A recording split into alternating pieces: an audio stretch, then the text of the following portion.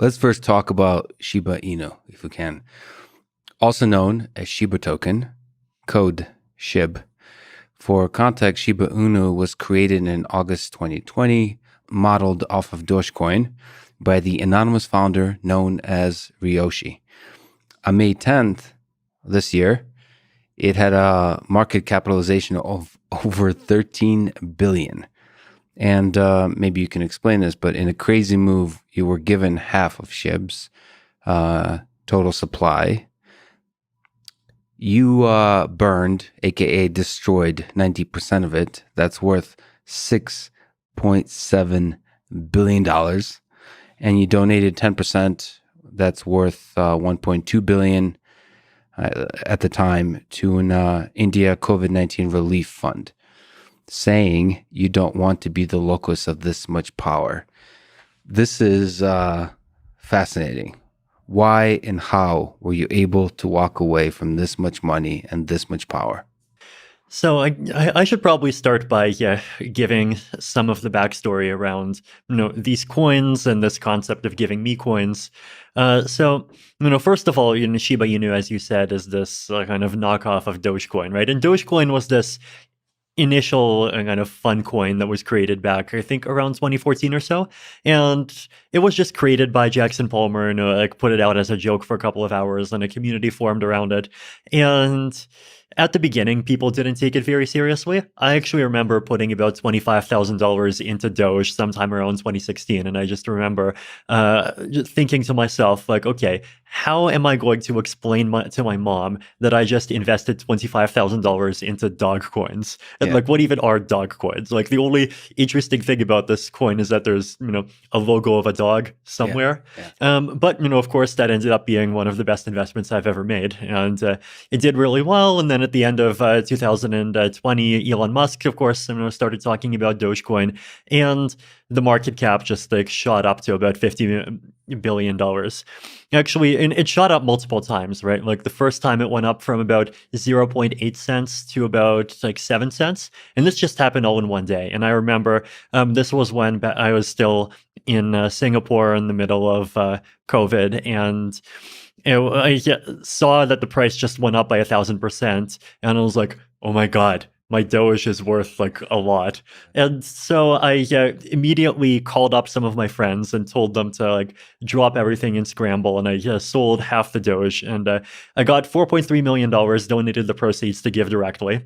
And a few hours after I did this, the price dropped back down from about 7 cents to 4 cents, right? So I managed to sell the Doge at the top, and I remember just feeling like I was such an amazing trader. But then, of course, the price went up from 4 cents, then to 7, and then 50, and just Doge becoming this big phenomenon where there's even a lot of people that have heard of Doge that have not heard of Ethereum. It's just something even I wasn't predicting, right? And so after that, of course, we have Doge, and then people are thinking, well, if the leading dog token is worth $50 billion, then surely the second largest dog token deserves, at least 7 or 8 billion, right? I feel like that's kind of what the mindset of these Shiba people is.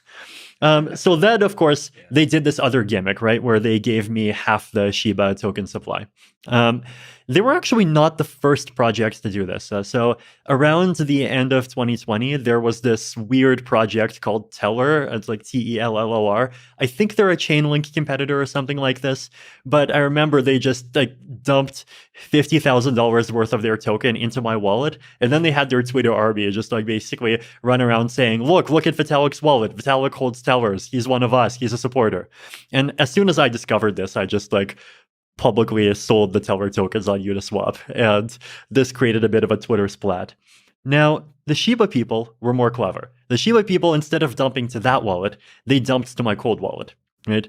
So in cryptocurrency, right, there's this concept of cold wallets and hot wallets. Basically, the thing that actually owns your money is this 80-digit number called a private key, right? And a hot wallet is when that private key is just stored in memory on your computer, on your phone, really easy to access.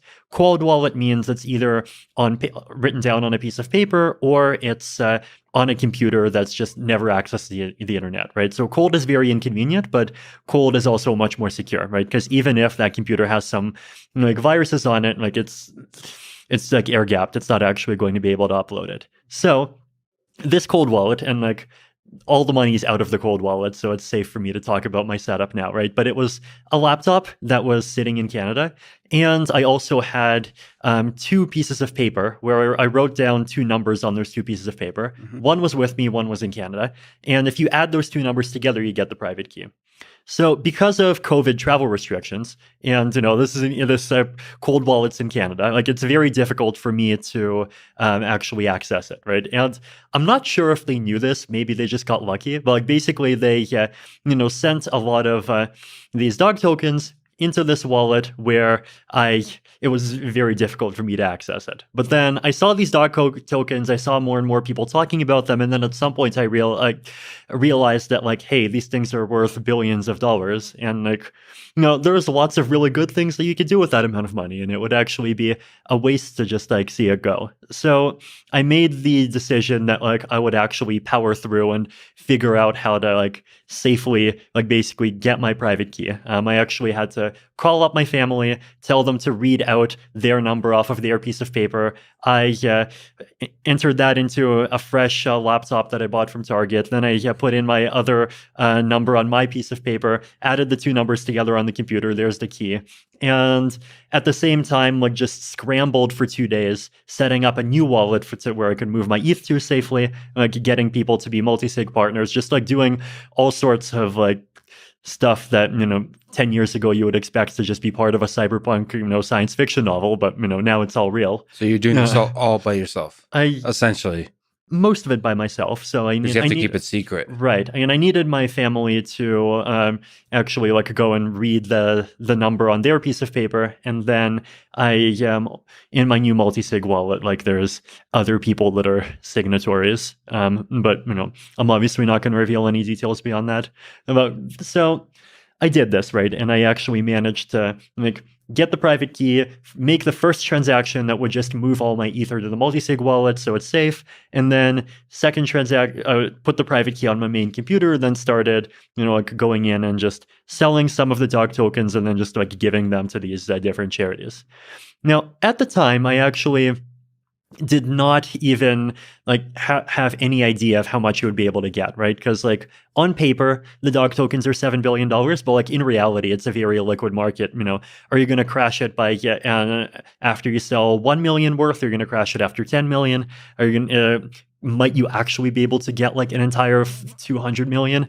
I had no idea. So I definitely was just of the mindset like, okay, I'll sell a bit, maybe get some ETH, and then, donated some ETH to GiveWell, donated some to other groups, and then, okay, have some dog tokens. Like, I don't have an easy ability to sell more myself, but then I'll just like give them to these groups and like, hopefully they'll do good things with them. It was actually, I actually donated 20% and dumped 80%. Yeah, so the COVID India group got one batch, and then there's another group that got another batch. And I don't want to say who they are because I think they want to announce themselves at some point. Sure. Yeah, but it's, you can see the fact that these transactions were made on the blockchain. But no, it was just very interesting and unexpected and just an insanely crazy situation.